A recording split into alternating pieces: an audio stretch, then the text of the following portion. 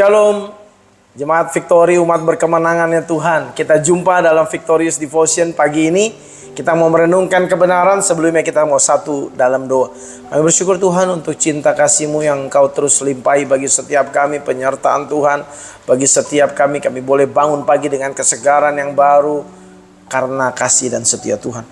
Tuhan, pimpin kami dalam renungan pagi ini Tuhan, untuk kami dapat beroleh pimpinan tuntunan untuk kami jalani hari-hari kami bersama dengan Tuhan. Dalam nama Yesus berdoa, ucap syukur, haleluya, amin. Bapak Ibu kekasih di dalam Tuhan, adik-adik youth dan teens yang saya kasihi, kita ada terus menenungkan kebenaran firman. Kita masih di bulan November dan terus dalam satu tema langit baru, bumi baru.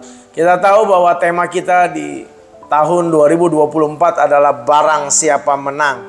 Dan kita sudah melewati bulan demi bulan dan kita masuk di bulan yang ke-11, yaitu bulan November, dan temanya adalah langit baru, bumi baru.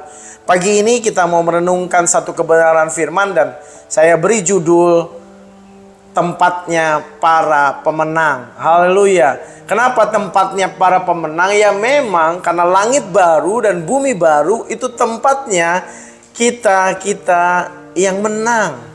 Oleh sebab itu tema GB Victory luar biasa, barang siapa menang, dan kita mau menghidupi hari lepas hari, menghidupi minggu lepas minggu, menghidupi bulan lepas bulan, dan kita sama-sama mau jadi para pemenang. Kita renungkan kebenaran ini, kiranya boleh menjadi berkat dalam kehidupan kita hari ini. Wahyu pasal yang ke-21 ayat yang ke-7 berkata demikian, barang siapa menang, ia akan memperoleh semuanya ini, dan aku akan menjadi Allahnya dan ia akan menjadi anakku. Haleluya. Perhatikan kalimat ini. Ya, di akhir kalimat ini dikatakan, aku akan menjadi Allahnya dan ia akan menjadi umatku. Enggak. Tapi dikatakan akan menjadi anakku. Bapak Ibu yang kekasih di dalam Tuhan, ini sesuatu hal yang luar biasa banget. Bahwa kita yang adalah umat, kita yang tadinya adalah manusia-manusia yang berdosa, kehilangan kemuliaan Allah dan pantas mendapatkan kematian di dalam akhir perjalanan kehidupan kita. Tetapi di sini dikatakan bahwa barang siapa menang akan beroleh semuanya ini. Semuanya ini apa? Ada banyak hal yang kita beroleh. Mahkota kehidupan. Kita boleh ada bersama-sama dengan Allah di langit baru, bumi yang baru. Dan dikatakan di sini, aku akan menjadi Allahnya. Dia adalah Allah bagi saudara dan saya. Tapi di akhir dikatakan, ia akan menjadi anakku. Pengakuan yang luar biasa dari Allah yang begitu luar biasa. Allah yang seharusnya tidak terjangkau oleh kita manusia. Tetapi karena kasihnya, karena begitu luar biasa cintanya bagi saudara dan saya, dia mengatakan bahwa dia akan menjadi Allah kita dan kita menjadi anak-anaknya. Luar biasa. Kita tidak hanya sekedar mengakui, tetapi kita diakui sebagai anak. Dan dikatakan ada janji bagi kita yang menang. Wahyu ke pasal yang ke-21 ayat yang ke-7 ini memberikan janji yang luar biasa bagi saudara dan saya yang menang. Dikatakan barang siapa menang akan beroleh semuanya ini. Dan dia akan menjadi Allah dan kita akan menjadi anaknya. Ayat ini menjadi puncak, menjadi sukacita dari seluruh kegenapan janji Yesus Kristus bagi saudara dan saya umat berkemenangannya Tuhan. Dikatakan akan menjadi anak-anaknya. Haleluya. Dalam konteks ini bagi umat yang setia, Tuhan bagi umatnya yang setia, kemenangan dalam konteks ini berbicara tentang kesetiaan di dalam kehidupan kita. Kesetiaan di tengah-tengah perjalanan kehidupan rohani kita. Ada banyak tantangan, ada banyak rintangan, ada banyak kepahitan. Tapi kita beroleh kemenangan karena kita setia bersama Dia, Tuhan yang memampukan kita, yang menolong kita, memimpin kita, dan memberi teladan akan kesetiaan itu. Haleluya. Ada poin yang saya coba sampaikan. Yang pertama adalah kita menang dalam iman. Barang siapa menang merujuk pada mereka yang bertahan sampai pada kesudahannya di dalam iman, yang berpaut kepada Yesus Kristus sebagai Tuhan, dalam kebenaran menghadapi berbagai macam cobaan, berbagai macam tawaran kenikmatan, berbagai macam tawaran dosa daripada yang jahat. Dan kita beroleh kemenangan. Dalam Wahyu, kemenangan seringkali dihubungkan dengan kesetiaan pada Kristus sampai pada akhir perjalanan kehidupan kita. Akhir perjalanan kehidupan kita. Dan kita setia. Ini mengingatkan bahwa kehidupan kita sebagai seorang Kristen adalah perjalanan yang membutuhkan kesetiaan, membutuhkan bukti kesetiaan. Dan ada janji yang luar biasa. Tatkala kita setia, kita dikatakan menang. Yang kedua adalah benar-benar kita menerima warisan yang dijanjikan. Janji ini menegaskan bahwa saudara dan saya sebagai umat berkemenangannya, tatkala kita benar-benar memperoleh kemenangan karena Kristus, di dalam Kristus, bersama-sama dengan Kristus, dikatakan di sini akan memperoleh semuanya ini. Dalam konteks Wahyu pasal yang ke-21 ini bicara tentang langit baru, bumi yang baru. Sebagaimana tema kita di bulan ini. Dan ada kaitannya dengan tema kita di 2024. Barang siapa menang akan ada bersama-sama dengan Kristus di langit baru dan bumi yang baru. Siapa yang menang? Saudara dan saya. Ayo jadi pemenang, setia.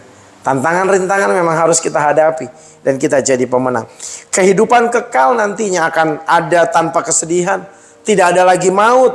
Tidak ada lagi dosa. Ini adalah warisan yang Allah janjikan bagi saudara dan saya, anak-anaknya. Sekali lagi saya katakan, bukan lagi hamba-hamba yang seperti hamba-hamba yang digambarkan dengan ketakutan dan dengan intimidasi, dengan kengerian yang luar biasa, melakukan segala sesuatu dengan paksa karena hamba, tapi melakukan, melayani, mengasihi, melayani karena mengasihi, sebagai anak yang tahu mau mengasihi, anak yang mempunyai mental anak tetapi hatinya hamba.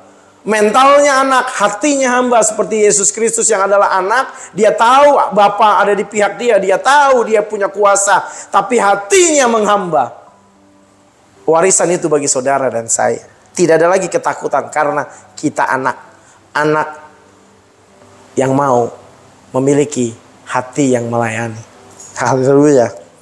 Poin yang ketiga, hubungan yang intim dengan Allah. Janji ini menekankan hubungan istimewa.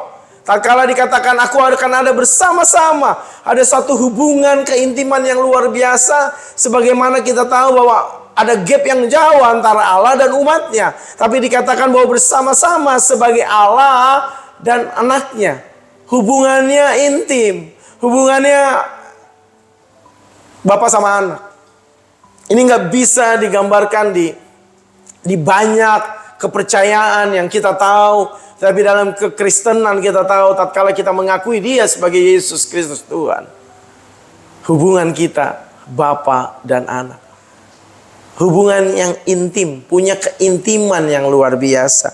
Hubungan ini adalah inti dari keselamatan, di mana kita diadopsi menjadi anak-anak Allah, diakui menjadi anak-anak Allah. Dalam Roma 8 ayat ke-15 sampai ke-17.